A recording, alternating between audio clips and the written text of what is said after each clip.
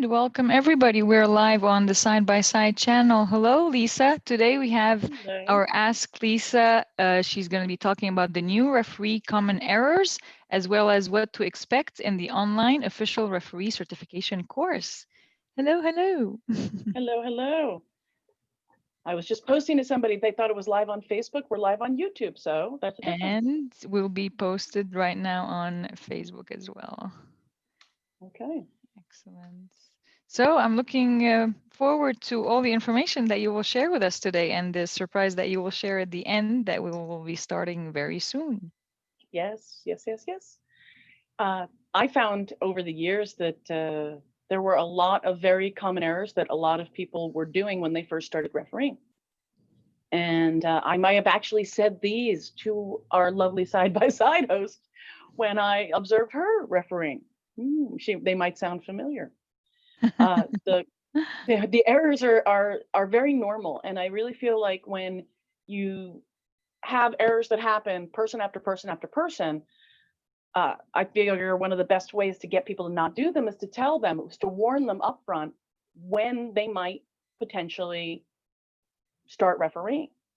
I actually do in my online seminar a little Lego strip, and I use little Lego fencers to show that you can't see the strip properly if you're standing too close, and that is incredibly normal. Am I allowed to start my curriculum? I guess that's my question. Am I allowed to begin? I guess I am. So if you stand too close to the strip, it's very Absolutely. normal. Okay, good. And it's actually dangerous. Now, some people, if they've ever seen me referee locally, at least in the States, they know that if the strips are really close together, you know what I do when there's no bout happening on that strip that's right behind is I try to referee from that strip. Having an angle on the bout is so critical, and especially when they're new fencers in foil and in epee, is you might call a halt too early if you're standing too close or not in the right position. And you also, if you're not in the right angle to the side, say there's an action happening with new foil people really near the 2 meter zone, you might miss. It might be a tack parry riposte and a remise. And based on where you were standing, you think the parry riposte hits, but it was actually the remise. You've got to be in the right spot. So standing too close to the strip and not moving with the action, even in saber, is important. You don't have to move as much in saber. Thank goodness we don't have to move. We don't have to move at the speed the saber people move, because I can't do that anymore. Some of the men's div 1 foil and some of the women's div 1 foil, I can't move that fast. But you do need to move with the action so that you're getting a good angle on the bout. And if you're too close to a bout, you can get hit. And those are two really, really normal and common errors. Another common error is, and I've got a checklist here. So let's see. I did not moving with the action, and I did standing too close to the strip. This will help me teach you. A lot of times when people start refereeing, they're too quiet. Yeah, the fencers need to hear you say on guard, ready, fence. That's really, really important.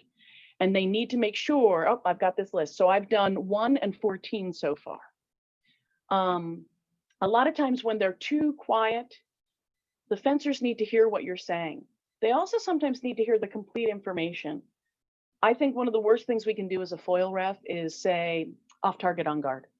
That's not fair to the athletes. They should know, even if you're not going to do the full hand signals, remise off target, you can verbally say remise off target, on guard, ready, because they need that information. And if you're doing everything too quiet, they may not think you know what's going on. I know that sounds strange, but that is the truth. Along with that, we've got small hand signals. I call those T-Rex hands. So I'll scooch back a little. On guard, ready, fence. The attack is no. Attack is parried. You're doing the T-Rex like you look like a T-Rex dinosaur. And the two small hand signals are also important, because I feel like the hand signals are for a variety of reasons: for the athletes, for loud venues, for the spectators behind you, for the coaches that are across the room. They've got 3 athletes. If you do this, they don't see that it was their athlete that did the parry and they landed the riposte and touch. So small hand signals is also a very, very common new referee error. Now, I'm going to promote my YouTube channel for just a second. I should have written down which one it is. I want to say it's learning module 4, but I'm not positive. When you're a new referee, you need to prepare in your brain for when somebody challenges you, when somebody becomes a difficult person. When I'm teaching the ref clinic, I talk about having a script, and having a script for good things like right as the winner, 5-2, that's a script. But also having a script for if somebody approaches you in a way that you don't think is respectful, you need to have in your mind already words prepared so that when you say them, you're very clear with your information, you're very calm with your information. And preparing to deal with difficult people is something that I think a lot of new referees, maybe they're afraid to face that, or maybe they just don't think it'll happen. I would love to create perfect referees every single time. That is not the reality. So if you're not going to be a perfect referee, which even though I want you to be, you may not be, you need to understand that when somebody approaches you, you don't want to shut them down. You don't want to be, well, maybe you do. Sometimes it depends. You want to make sure you have words around it. So I'll tell you my words and you can formulate them in your words. I say things like, initially, I would say when I first did my video, before I learned some new things, is I would say, I need you to approach this in a more respectful manner. Now I learned from a friend of mine who deals with conflict resolution and customer service ways. She says she learned that you need to make that person be part of the solution. So maybe better words in your own way would be, let's keep this respectful. Let's both approach this respectfully. I've heard from several good referees where I'll say, I'm sorry, I can't discuss this with you now. I can discuss this with you after the bout is finished. Only the athlete can ask me questions. Even that as a script, having that in your brain of, yes, I will discuss this touch or this type of touch with you later, calmly. You're not the athlete, you don't have rights. You kind of all say that all at once. And preparing to deal with difficult people is something that is, well, to be honest, it's why our fencers and our referees become doctors, become police officers, become lawyers, because that's part of our brain. And that's part of how super intelligent and the ability to face calm and the ability to face difficult situations. That's why we, as a culture, create really amazing people that are very functional in our society. So dealing with difficult people is a huge new referee error, because I've seen people freeze. I've seen people stammer, because it never occurred to them that they would have somebody treat them that way. Now, when I was a super young referee at 18, I actually laughed at somebody who was trying to intimidate me. So, and that struck the other referees as a funny way for me to keep my calm. I kind of like laughed at him and shooed him away. And the referee was observing me, told me, I'm so glad you have cards. And I was like, oh, I should have given him a warning. It just never occurred to me that I should have given him a warning. So prepare in your brain a couple of scenarios of difficult people, somebody questioning a call. That was my para post.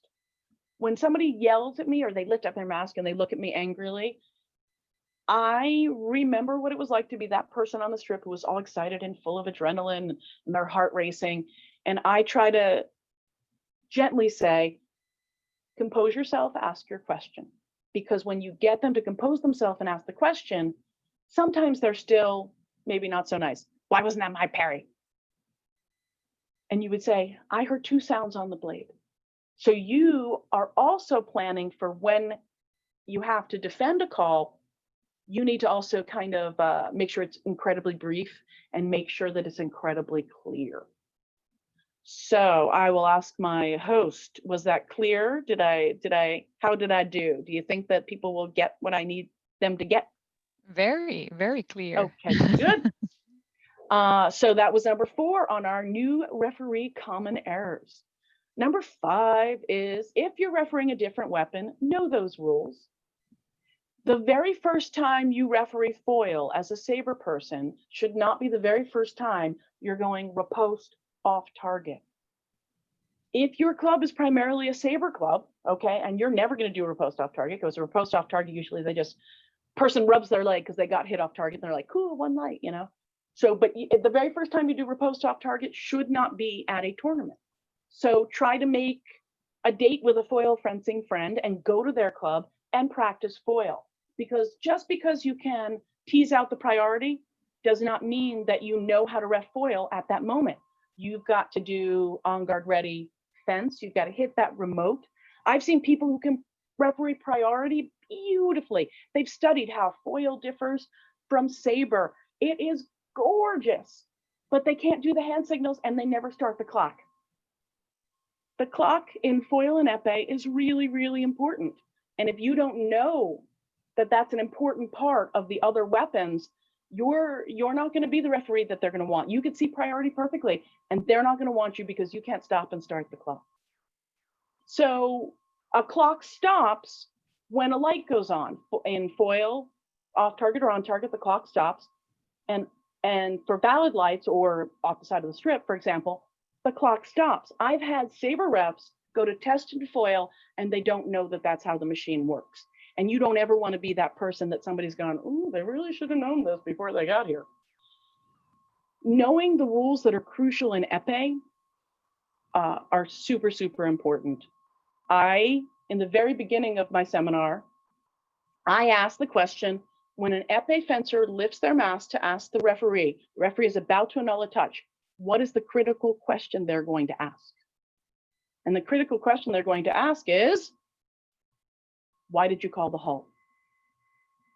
It's really important for like those, especially the things that happen in epee with the passing and the second remise after the pass and the third remise after the pass and all that. So I do bunny fencers, by the way, bunny fencers. That's what they're going to ask. And if you don't know the big broad stroke rules that are important in foil, that are important in epee, and that are important in saber, you are not going to be the referee that you should be. So if you're refereeing a different weapon, know some of the nuances and talk to your friends. Talk to your, if you're a foil person and you want to referee saber, talk to the saber folks. What are things they feel are the big broad strokes that the saber refs miss? And it could be things like attack no, it could be footfall, it could be whatever. But you've got to know the other rules and know the nuances of the rules. So that is number 5 on our, if you're refereeing a different weapon, know those rules. And I guess I should also write down, know the nuances. Ooh, oh man, I have to spell nuances on the fly. I just kind of scribbled something so that I would know what I was meaning. So we're at number 6, and number 6 and number 7 and number 8 are all connected. If you are too strict, my joke is, there is a joke about a referee who once gave a yellow card for one sock being down and a red card for the other sock being down. That is a joke. Do not do that. Do not be that referee. That's too strict, right? Could you imagine? Yellow card for one sock, red card for the other sock. Don't do that. But you also don't want to be too casual. I've seen people be too casual with hair. And this is kind of a blind spot for referees who are from sometimes the other weapons, because in epee, it just has to be dangerous to catch a tip or not covering the name, right? In saber and foil, you can't have it cover the target. I have been a foil fencer and done a feint deceive and hit the hair, and I was not happy. I have seen a giant ponytail on a saber girl's front of her lame, right-handed girl. The girl hit the girl on the hair. I flipped my lid, and it wasn't even my athlete. And I felt that the referee was being too casual about hair on the target because it cost somebody a touch. And this was at a state championships. So it was pretty important stuff. So if you're too strict or you're too casual, or if you look too afraid, people will kind of mark you as that, and they will try to take advantage of you, or they'll be like, oh God, I'm on that guy's trip. He micromanages the rules. You don't want to be micromanaging the rules. You want to be really fair. And being fair means that you are taking your job seriously. I think we've all seen people who've been too strict. We've all seen people who look terrified. And we've all seen people who are being a little too easy with like, oh yeah, no, that's okay. So you want to make sure that you are none of those 3 things. Our next one is number 9, and I want everybody to see what it says. So let's take a look at the sheet. It says, very importantly, number 9 is wearing the wrong shoes. And number 10 is wearing too casual of attire. So wearing the wrong shoes also means that you might have to just, shoes are sometimes like science fiction. You just have to accept that they won't be pretty. I have very dark sneakers, and I've got Keens actually they look like almost a business shoe, but on the inside they feel like sneakers. Your feet hurting at the end of the day are going to be impacting everything. If you've ever felt your feet hurt because you were standing too much or standing in the wrong shoes, it exhausts you. It makes you feel horrible. So when people ask me what's the worst part of refereeing, I tell them my feet hurt. And they're like, no, seriously, is it coaches? Is it athletes? I'm like, no, your feet hurting. So seriously, find a good pair of shoes that are comfortable, that you can stand in, that will not hurt at the end of the day. And there are a lot of women who currently, I only say currently because most of the women who do this are young. I'm kind of old, so it's okay. And they wear heels. They say, oh no, seriously, they're comfortable. If they find those comfortable, great. Maybe they're just killing the nerve endings on their feet. Maybe they just don't feel it anymore. But maybe in the long run, they'll wear more comfortable shoes or more comfortable looking shoes. If that's what's comfortable, great. But if you hurt to take every step, you're not going to move with the action properly. Your brain is not going to be as clear. You need your feet to be feeling okay. The next one is wearing too casual of an attire. Casual of an attire could be, now they have yoga pants that actually look like business pants. So I used to say yoga pants, but I can't say that anymore because now they have ones that actually look like business pants. But if you see somebody who's walking up to the strip and they look like they're dressing up for, their picture day at school, but not necessarily for a job interview, they may not take you seriously. So make sure, especially when you're a new referee, this happens to be a black blazer. This is not actually a navy blazer, but make sure you have a blazer, make sure you have cards, make sure you have slacks on. And if your shoes are comfortable and they're ratty old sneakers, don't wear them. Wear shoes that are comfortable, but that look more professional.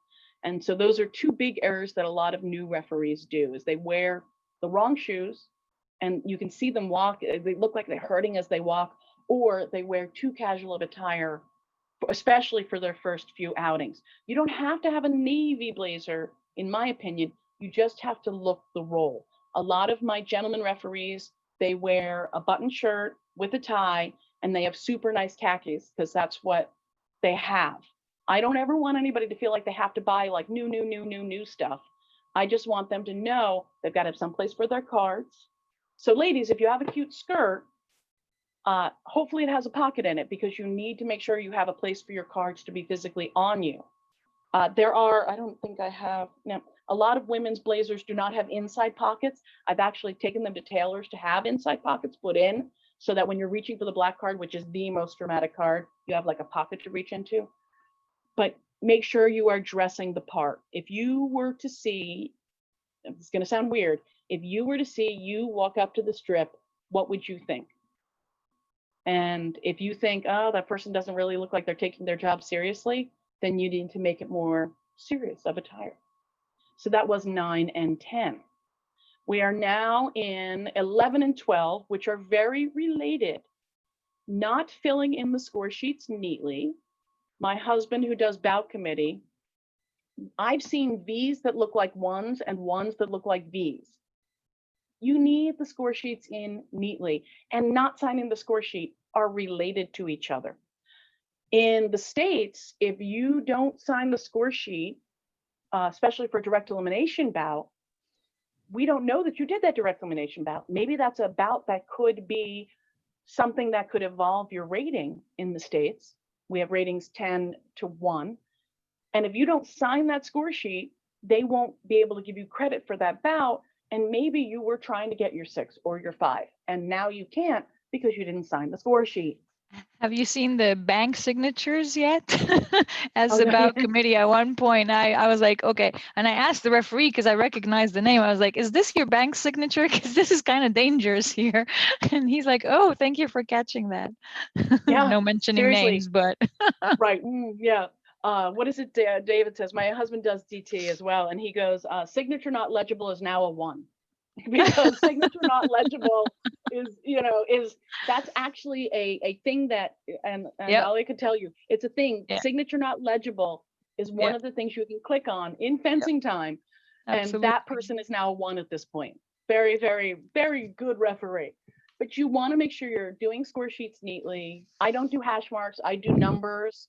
And when I'm refereeing, for example, a DE, after the first period, I'll write like 3 to 4, and then I'll put a line, and I make sure I circle everything. My name is now, as you can see from my little thing here, longer and longer. So Campi-Sapery, and it doesn't fit all in there, but I really, I'm only 6 years married, so I'm like, I like putting Sapery, it's fun. But make sure you write your score sheets neatly. And if you're new to doing score sheets, don't be afraid to ask questions to make sure you do a good job. Nobody, I don't think anybody should make fun of somebody who's seeking knowledge. So if you're 99% sure you know how to do the score sheet, be 100% sure and ask some questions. Also, there are differences. It used to be they wanted you to write 5s for the V's, and now they want you to write V. But if you are fencing foil or epee and the time elapses, I'll make fun of my saber people for a while. You see, time can elapse in the other 2 weapons. You might write V4 and then 3, or you might even write V4 and don't write a D, just write 4. The computer, most of the computer systems will ask you questions, who won this bout, if you're putting in 4 and 4. So make sure it's clear, make sure you write down your cards, and make sure you do everything neatly. So that was 11 and 12. Now, 13 is not warming up your eyes, especially in the conventional weapons. Right now we have a great system where walking in the door at a major tournament, what discipline you're going to be refereeing, which I think is fantastic because I don't have to find my assigner, ask them what, the head referee, now they call them in the States, the referee coordinator. In international, they call them arbitrage. You ask them what you are refereeing, because to me, epee takes a different kind of alertness and a different kind of almost zen. And so I need to prepare myself for the difficult job that is epee, because epee is about constant attention and foil and saber is about like immediate attention and details to who's starting first. And epee is a different kind of alertness, a different kind of focus. So when I am refereeing, especially foil or saber, or even worse, if I've been refereeing foil all day and I now am being shifted to saber, I want to watch some saber bouts because the timing is a little different. I have to find my simultaneous window, me personally.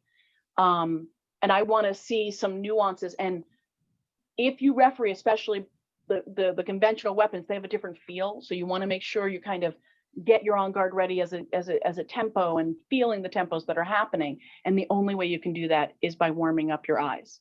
You better be watching all the levels. Like if I'm refereeing, especially in the States, we've got Div 2 and Div 3, which are developing levels. I try to find people that look like they know what they're doing, and I ref them a little bit in my brain. I just stand there drinking my tea typically. And then I find some people who are maybe not as technical. Maybe they're a little scrappy and they're maybe don't have as good of an on guard. And I watch them too, because we're just not refereeing the highest levels. We want our pools to be like beautiful and perfect, but that's not how it works. We sometimes have those people who are a little not technical. So watch those people and warm up your eyes. This is a big error. If you were fencing in a 7-person pool in foil or saber, and you're one of those first 3 bouts, and those are the 3 bouts that your referee is warming up on, how would that make you feel? I'd be pretty angry if I'm their warm up. So be considerate, warm up your eyes, really important things. That was number 13. So we talked about number 14, not moving with the action. And number 15 is an important one. And it's the longest one I have. And it says, study the remotes that you might use. So you know how to start and stop a bout, right? but you also need to know, how do I do the coin flip? On most remotes, it's a dice function. It's the drawing of lots if the score is tied at the end of time. Okay, at the end of time. Ooh, that sounds very dramatic. At the end of time for that bout, you have to, but not every remote has those dice. Some of the remotes are older, so you need to make sure you have a coin in your pocket so you can flip a coin. If you now need to make that machine have 1 minute of time, do you know how to do that? So not just study the remotes for the day, but how do I make it so I have only 1 minute left on the machine? How do I know that I've rearmed the machine? How do I put up cards? When we are doing video refereeing at a national level, the remotes are much bigger because they are connected, especially the strips that are for the top 16, and you have to activate the bout. You have to confirm the final score. Know how that stuff works. Ask those questions, because you do not want to be refereeing a bout and go, oh, time elapsed, how do I do this? And the best way to do that is ask the people around you so that you won't be fumbling in the situations. And prior to being in those situations, ask about it. I had a friend who was a saber referee doing foil, and he did not know how to do the dice and the flipping of the coin and the 1 minute. And he found that out on video in a 16 at a NAC. And the next time he refereed, he did a really good job, by the way. I said, let's go over this so that if it happens next bout, you won't have to worry about it. And wouldn't you know it, it never happened again. So if you prepare for the eventuality of having to do the drawing of the lots and the 1 minute extra, maybe it won't happen. But if you don't prepare, you can be guaranteed it will happen. So that was 15. Study remotes, study how to rearm, study how to draw lots, have a coin in your pocket. And also the newer machines, you can put up cards, at least in the States. The Ullman ones are really cool that I've used abroad. They're very cool, and they actually have like a little card. It's cool. All right, we are now on number 16. Number 16. Always watch the person who got hit. And this is all three weapons. So if I am, most times the conversation happens in Epee. So I'm refereeing Epee, and the person who just got hit wants you to test. If I have not been watching after I said halt and I award the touch, left is hit, right point, right is hit, left point, whatever. If I'm not watching that person, they now present their blade to me. Somebody from the other side will go, he bent his blade, he bent his blade. Or he twisted his tip, he twisted his tip. If you're not watching that person, you don't know at that moment whether you can annul or not annul. It is most often seen in Epee, but I've had people think they've hit in foil, do one of those bending things where they bend their blade, they realize it didn't go off, and then they present it to me. And if they bend their blade a lot, I shouldn't be annulling that touch, even if it doesn't work, because what they did could have broken it. That includes flicking to the foot. That includes looking like they're twisting their barrel. I've seen that in both foil and Epee, where somebody realizes their barrel might be a little loose. They twist it and they go, oh, and they go to present it to me. And I'm like, barrel. We do not mess with barrels and annulments. If your barrel is loose, we are not annulling. Done. But yeah, you always have to watch the person who got hit. I saw somebody basically with alligator clips, your alligator clips coming off in saber will not cause a light to go on. And so that's another good thing to do, is just to kind of keep an eye on that, because if the alligator clip comes off, the person can't hit anything.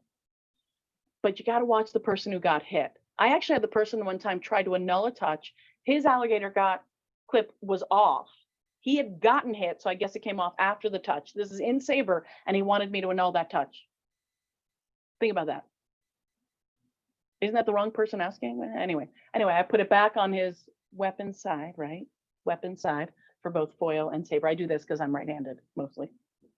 So always watch the person who got hit. It can be applied in any of the three weapons.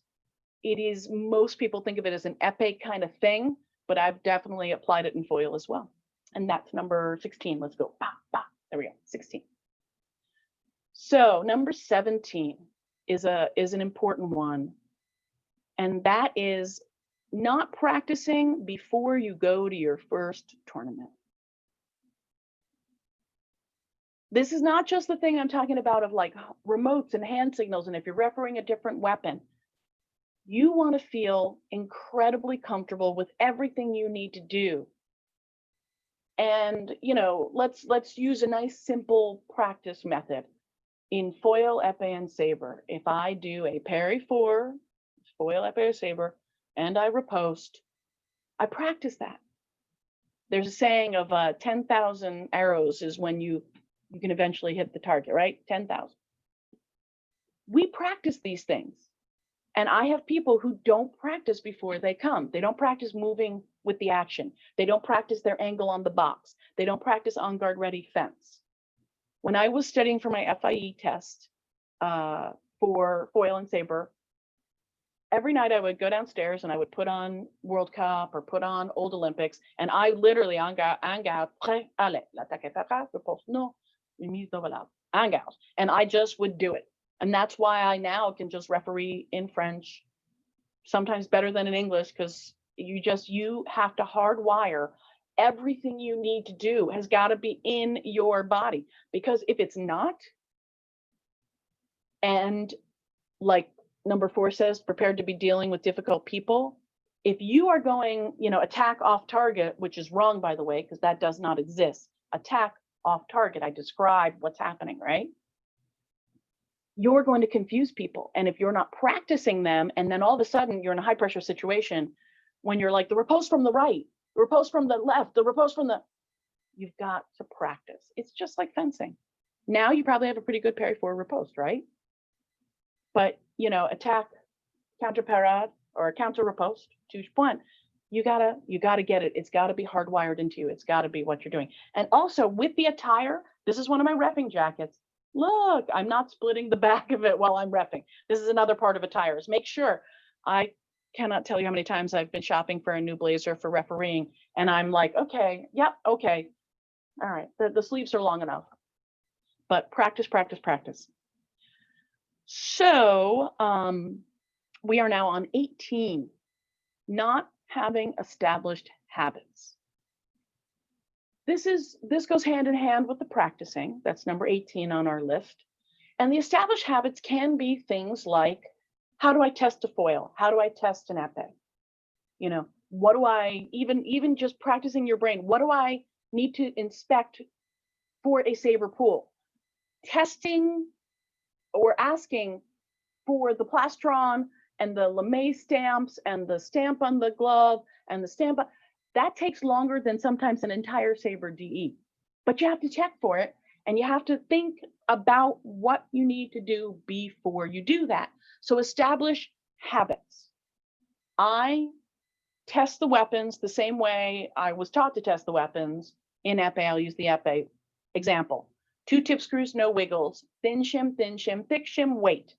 I look down the blade to make sure no wire is popping out. I take it out. I look underneath the bell pad. I look for the 2 pieces of wire they've got 1 piece of insulation all the way in. I make sure the grip looks okay. If it's a French grip, is it bent too much? I look behind the athlete to see whether or not the clip, the securing device at the reel is working and in place. That's a lot of habit structure, isn't it? In foil, it's similar. I check the tip for tightness, because a loose barrel in foil will cause a random off target, right? Tip, weight, does the tape look like it's in place? Is it about the length of a dollar bill? No wires popping out. Do they have a fastener? If they have tape in there, it doesn't look like it's doing anything weird. I look behind and is it clipped? And I look actually where their alligator clip is clipped. That's habits. That's all habits. I say, carefully test, please, which is my way of saying, put your mask up and test either the guards or the lame in whichever weapon. En garde, are you ready? These are all habits. These are all habits that I have. So start creating habits that you know you'll say every bout. When I got examined for high-level Epee in the States, I was told, you didn't look inside the guard. And I went, yes, I did. How do you know? He goes, I look every time. The person asked me, how do you know? And I'm like, I look every time. I love clear bell pads, by the way, in Epee. I love clear bell pads. There's ones that look like bubble wrap too that are kind of cool that I still have to look under because I have to see the wires. But clear bell pads were a good invention. I like them. But creating habits and not having established habits before you go to your first tournament or your first few tournaments will get you to establish what you need to do every tournament. I guess I want to ask my hosts if you have any questions up until this point, any questions? I guess silence means no. Excellent. No. You're funny, but no questions, no, but definitely very interesting points, and the way you're explaining it to people is just very elaborate and in details. At the same time, they seem like common sense, but people face them every day. Absolutely, absolutely. And so number 19 is a super important one because people won't realize they're going to do it until they're in the situation, and that is, I call it not having situational touches.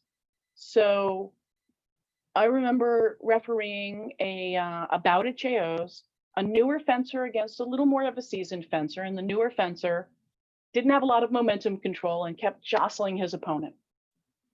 And his last touch would have been his if he had not jostled his opponent. He got a red card, he lost the bout, and I hear his dad, who I could tell was a sports fan, maybe not yet a fencing fan, or maybe new to fencing. Oh, but for the last touch. And so after the bout, I wrote it down. I walked over and I went,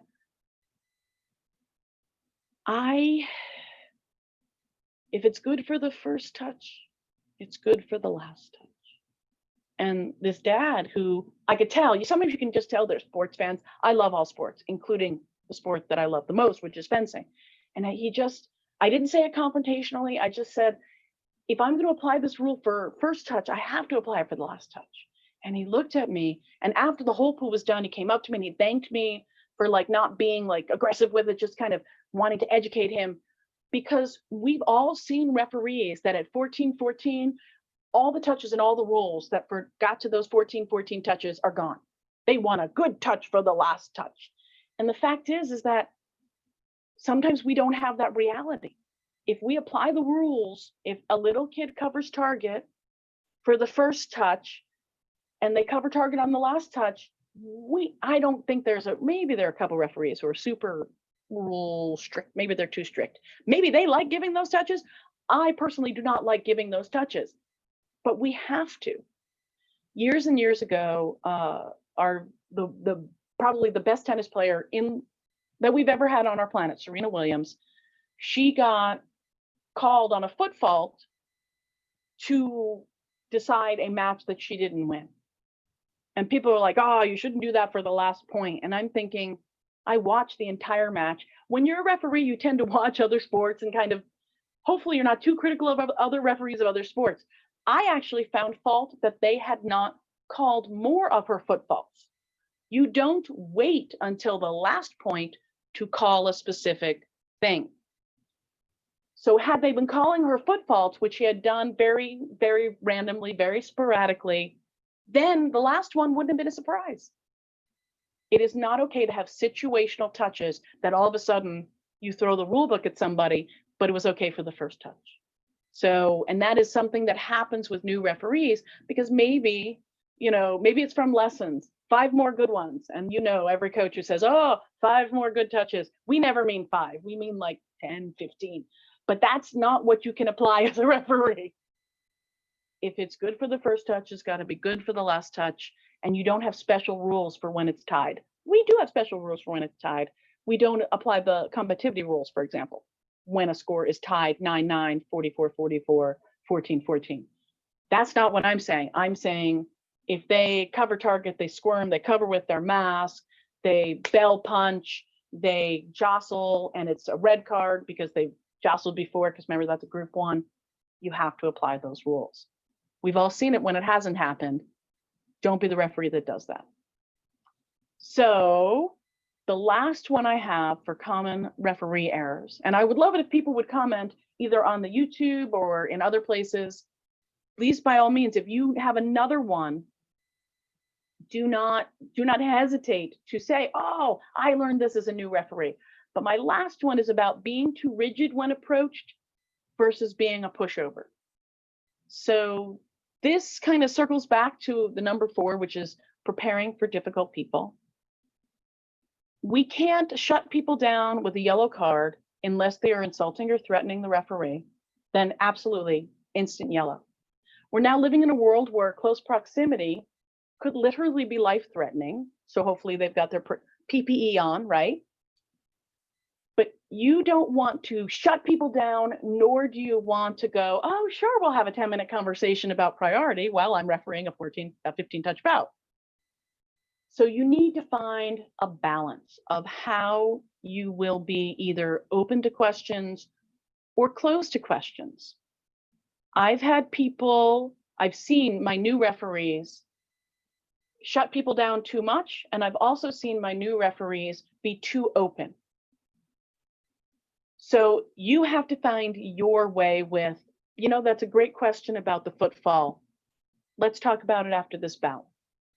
Especially if it's a coach who is open to teach and open to have you learn. Maybe you'll say, hey, I can't talk with you now about this.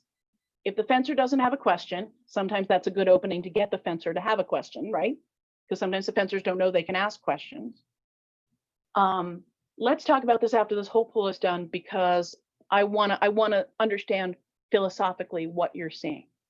If you approach it from a respectful, professional way, then they won't see you as being too rigid. They won't see you as being a pushover. They will see you as somebody who's fair and wants to learn. I want anybody who's here to think about the last 5 years, only 5 years of our sport, and think about changes that have happened. We have, I call them fashions, but maybe that's not fair. We kind of have like touches that seem to happen more and more. I love that in foil, for example, we're getting beautiful attack stop calls because people are stopping in their intention and they think they're still moving and they're not.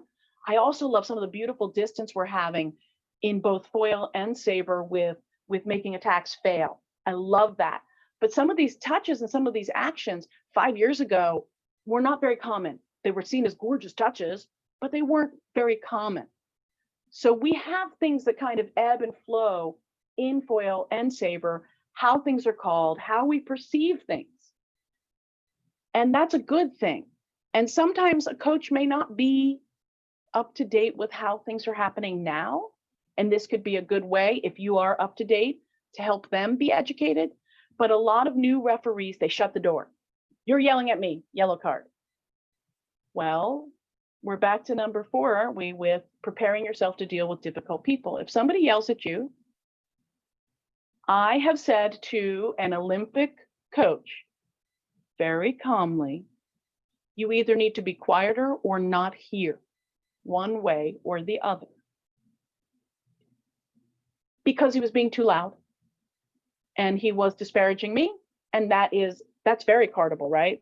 That's in our black card land. It was also good for me to say something to the coach who was being too loud, that he needed to know that he was pushing a boundary that I was not going to allow to happen. He did quiet down. He did not get carded at all. He didn't even get a yellow. So I had given him clear information. Sometimes new referees don't realize it's almost like being a parent. They tell somebody that they're approaching the line of being disrespectful. And then if they pass that line, well, I kind of told you couldn't do that anymore. Or actually, I did tell you couldn't do that anymore. This is your yellow card, your disturbing order.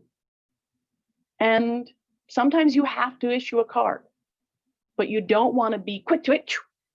And you don't want to be having somebody who should have been black carded and the whole side of that room sees you should have black carded that person and you didn't. You need to find your balance. If you know you've got a controversial coach around, having a higher level referee or a head referee around is really great. In the US, when we do DEs, we have pod leaders. And one of our jobs as a pod leader is to make sure we've got the back of every referee, because typically we're on 4 strips. We've got maybe 4 or 5 referees, hopefully 5 or 6 referees, not always, hopefully. And that pod leader is also making sure that the younger referees are not getting yelled at. And I've had newer referees come to me and say, this coach has been yelling at me. I think I'm making the right calls. Can you stand here?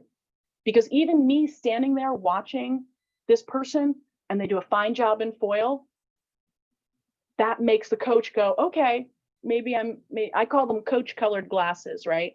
They see the world through the eyes of, this is my student. He must be doing everything right. She must be doing everything right. And if they see somebody like me or whatever pod leader is there, they go, okay, all right. And they're okay with the situation. So I would advocate for you to, if you haven't already, maybe we can put the new common errors up again. Yes. And why don't you guys take a screenshot of that? Because then you can print it out. You can kind of see, oh, I did that. That's my, okay. And this is something that you can evolve away from, I hope, as you learn more refereeing. And some of these you don't realize you're doing until somebody says, oh, you're standing way too close to the strip. Like, oh, yeah. But a lot of people, this is a rite of passage almost. Oh, I've done that. I've done that. I've done that. I probably have seasoned referees going, yep, I did that. I'm trying to think of which ones I did. Beautiful. I don't think I was too casual. No, you guys. Maybe I was too strict now. I don't know. No, that's amazing. And then just briefly, Lisa, the coming few weeks will be giving on side by side the online official referee certification course for to become a US fencing national referee. Briefly, what do they expect and what is the criteria needed to fulfill those items? Well, the person who's giving it needs to be a CRI. I am. The seminar should be 8 hours long. It should cover all 3 weapons. It will fulfill an outline of information that everybody needs to follow so that everybody's on the same page with how to apply rules. I think we're going to be doing them in 1.5-hour segments, 1.15 segments. Correct. Yeah. So it doesn't have to be 8 classes. It can be shorter. I have done it in 4 2-week segments, 2-hour segments for Thursday, 2 hours, 2 hours, 2 hours, 2 hours. When I teach it in all day, I tend to take up about 8.5 hours of time, and we intersperse every 1.5 hours. We do like a 15-minute break. Because it helps people learning, it helps people alertness. But this is one of the 3 things you absolutely have to do to become a USA fencing referee. You have to take the seminar, take the test, pass 90% in the general and then weapon specific, and then you have to be observed. In the US, we have a list of the CROs, which are the Certified Referee Observers, and we try to have several of those in each region.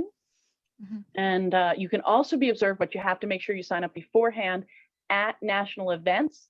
You have to sign up with the person who is assigning for that event. Not that we have national events right now, but we will eventually. And you have to sign up with them, and you have to make sure that you are something called Safe Sport Cleared, which means if you're over 18, you have to buy a certain level of in your profile, in your login to USA Fencing, you have to purchase something called Check Ed, which is a way for you to get a background screen. And you have to make sure you initiate that background screen. That used to be taking 7 to 10 days, business days, but because of the pandemic, I think they have less people doing it or less ability to do it. So now that can take up to a month. At least that's been my experience. So if you want to do a tournament and you need to be Safe Sport Cleared, make sure you give yourself enough time. And once you become Safe Sport Cleared, also part of Safe Sport Cleared actually is taking an educational seminar, but it's not really a seminar, it's an online thing. And as I kind of boil it down to, it's how not to be a creepy person and how to make sure that you're behaving appropriately with children, people of the opposite gender, and making sure that you are not doing things that are wrong. Beautiful. Okay, So, and this would be on side by side. We will have multiple sessions on Wednesday after our Ask Lisa session, and it will be a paid online certification course to become a U.S. fencing referee and official referee, as well as for we're opening a registration next week, and the course will start the week after.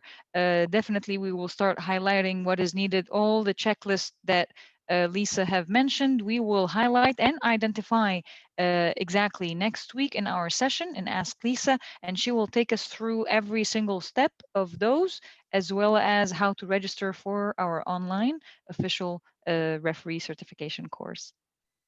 all right. Excellent. Thank you, Lisa, for today. Beautiful session and amazing Thank you. information. Looking forward for next week, and everybody join us on Side by Side channel. Thank you so much.